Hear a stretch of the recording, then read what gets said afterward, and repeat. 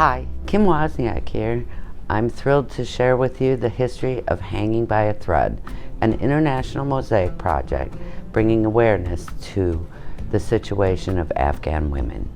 Since 2021, they've been under Taliban rule and have had to endure violence and many things that no people should ever have to go through, losing their ability to work in their chosen fields and all those things that women everywhere are always working so hard to have the right to.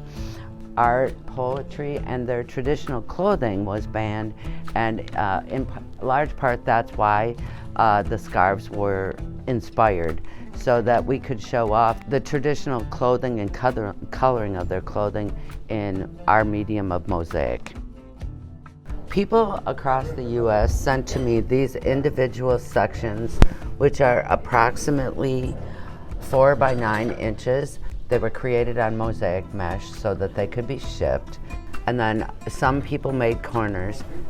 We trimmed them and documented them and mounted them. Some were pre-grouted, some we grouted on site.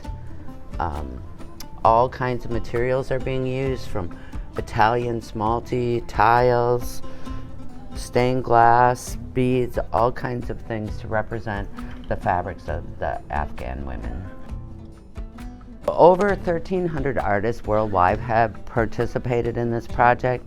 There are different types of installations of scarves all around the world. There's 45 countries participated, and I believe that the scarves are hanging in 25 different countries.